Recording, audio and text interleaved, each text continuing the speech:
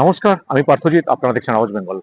সম্প্রতি আপনারা পড়েছেন পেপারে বহুল প্রচারিত যে সংবাদপত্র এবং অবশ্যই চ্যানেলে দেখেছেন যে ওড়িশাতে একটা নির্দিষ্ট অঞ্চলে বাঙালিদের উপর আক্রমণ নেমে এসেছে এবং বহু বাঙালি পরিবারের উপর আক্রমণ নেমে এসেছে। তাদের বাড়িঘর জ্বালিয়ে দেওয়া হয়েছে এবং অনেক পরিবার পালিয়ে যেতে বাধ্য হয়েছে।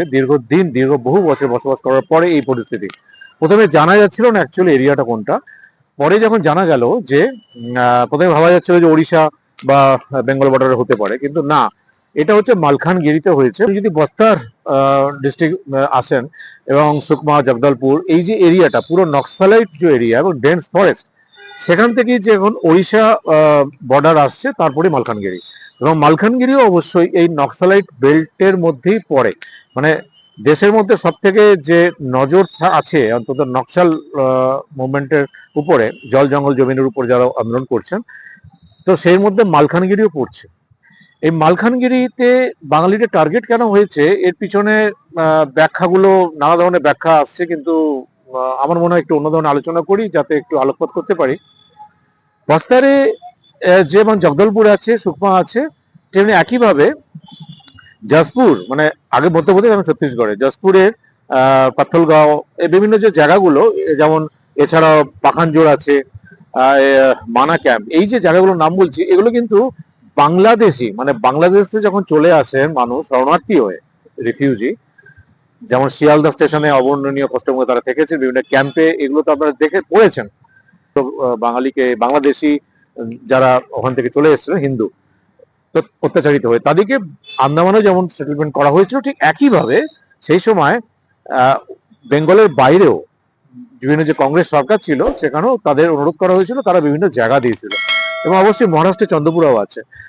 যে সময় জায়গা দেওয়া হয়েছিল সেই সময় আপনারা ভাবতেও পারবেন না, একটা জঙ্গল দেওয়া হয়েছিল, বন্য প্রাণী সেখানে অবাধ যাতায়াত করে এবং সেখানে কোনো রকম শস্য উৎপাদন হয় না। সেখানে সেসব জায়গায় জায়গা দেওয়া হয়েছিল এবং যেখানে আদিবাসী মানুষ তার ছিলেন, কিন্তু আজকে যে ওড়িশার যে ইনহ্যাবিটেন্স বলা হচ্ছে যে মালকানগিরি, সেই সময় কিন্তু অনেকাংশে অনুপস্থিত ছিল সেই এরিয়াতে, আদিবাসী ছিল।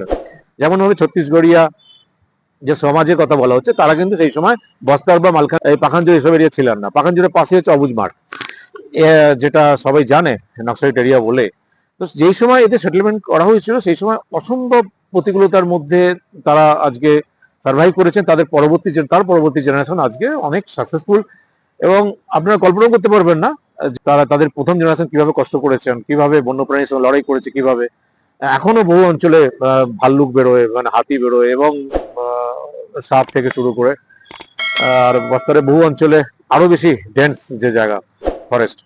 মালকানগিরি কিন্তু ব্যতিক্রম নয়, কিন্তু এত বছর পরে সেইখানে হঠাৎ করে বাঙালিদের আক্রমণ নেমে এনে। কারণ একটা কথা বলা হচ্ছে যে আদিবাসী কোনো মহিলাকে হত্যা করা হয়েছে, তার জন্য টেনশন তৈরি হয়েছে।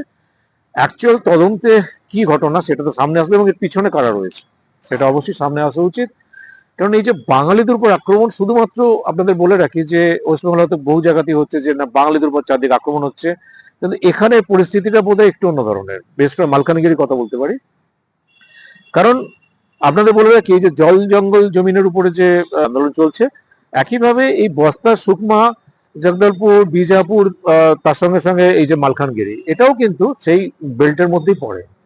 এবং সেখানে আজকে কর্পোরেট বড় সংস্থা, নাম তো জানেন, একটা বা দুটো সংস্থা এখন সব নাম আছে, তারা ম্যাক্সিমাম ছত্তিশগড়ের বহু অঞ্চল তারা নিয়ে নেয়, তাদেরকে দিয়ে দেওয়া হয়েছে। যেমন হাসদেওতে যেমন চলছে অম্বিকাপুর, সরগুজা, একইভাবে প্রচুর গাছ কাটা হচ্ছে, ঠিক একইভাবে আপনার বস্তারে বহু অঞ্চল দিয়ে দেওয়া হয়েছে এবং আদিবাসীদেরও কিন্তু উচ্ছেদ করা হচ্ছে। একইভাবে মালখানগিরিতেও যদি এই স্ক্রিপ্ট অনুযায়ী এই জিনিসটা হয়ে থাকে, তার পিছনে, এবং অবশ্যই কদিন আগে আপনাদের বলে রেখেছে ডবল ইঞ্জিন সরকার ওড়িশাতে এসছে, যে ছত্তিশগড় এবং ডবল ইঞ্জিন সরকার, সেন্ট্রালও বিজেপি, এখনো বিজেপি, তারপরে এই জায়গাগুলো আরো বেশি করে আক্রমণ শুরু হয়েছে নানাভাবেই, সেটা অভিযোগ করা হচ্ছে, বিরোধী দলও তাই করছে। একইভাবে কিন্তু ওড়িশাতেও কিন্তু আপনার বিজেপি সরকার, এবং অবশ্যই ডবল ইঞ্জিন সরকার। এত বছর নবীন পট্টনায়ক ছিলেন কিন্তু কোনো সমস্যা হয়নি অন্তত এই অঞ্চলগুলোতে, হঠাৎ করে কেন শুরু হলো এটাও পিছনে অ্যাকচুয়ালি কি কারণ সেটাও কিন্তু আমার মনে হয় যে একটু ভালোভাবে এই যারা বাংলা পক্ষ যারা অনেক বেশি মুভ করছেন বা বাংলা ওয়েস্ট বেঙ্গল এবং যারা চিন্তিত যে বাংলার বাইরে বাঙালিদের পরিস্থিতি কেন এরকম হচ্ছে, তার পিছনে আপনারা ভেবে দেখুন যে অ্যাকচুয়াল কারণটা কি।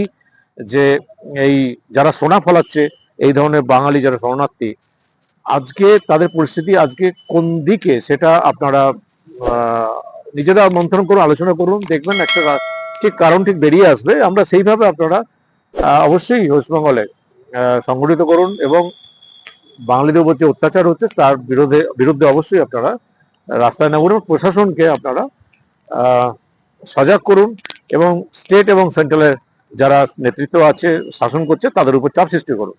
তার সঙ্গে সঙ্গে আরেকটা কথা বলে দিই, একই সঙ্গে দেখবেন যে কদিন আগে একটা ছোট্ট ভাইরাল হয়েছে, আমি এটা বলতাম না কারণ জগন্নাথ মন্দিরের একদম পুরী জগন্নাথ মন্দিরের সামনে একটা ছোট্ট বাচ্চা কীর্তন করছে, খুবই ছোট বাচ্চা কীর্তন করছে বা বাধ্য হচ্ছে, খুবই অত ছোট বাচ্চা ঠান্ডার মধ্যে, কিন্তু হঠাৎ করে ভাইরাল হয়ে গেছে। মানে সেই বাচ্চাকে তার চোখ অনেকটা জগন্নাথ দেবের মতো এবং অবশ্যই বলছি জগন্নাথ দেব এসছেন।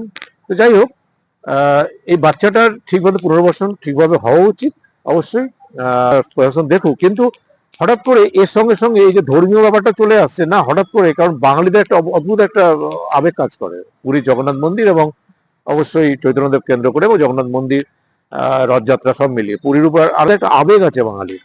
সেখানে এই ঘটনার সঙ্গে একই সঙ্গে কিন্তু এই জিনিসটাও কিন্তু চলছে, আস্তে আস্তে কিন্তু ওই ব্যাপারটা ভুলিয়ে দেওয়া হচ্ছে না পুরী মানে জগন্নাথ দেবের আরেকটা ছোট বাচ্চার মধ্যে অবতার বা ওই ধরনের একটা প্রকাশ।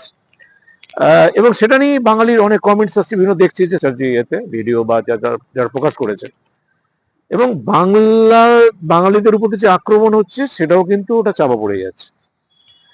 অ্যাকচুয়াল যে কারণ সেটা পিছনে জানা উচিত যে কোন কর্পোরেট স্বার্থে এই বাঙালিদের উপর আক্রমণ হচ্ছে, এবং যারা সেই জায়গাটাকে কিন্তু আজকে আপনারা এখন গেলে হয়তো বুঝতে পারবেন না, এখন প্রচুর রাস্তাঘাট হয়ে গেছে, কিন্তু যে সময় তাদেরকে জায়গা দেওয়া হয়েছিল তারা ভাবতেই পারবেন না যে কিভাবে তারা এখানে সার্ভাইভ করেছেন এবং আজকে তারা অবশ্যই সাকসেসফুল।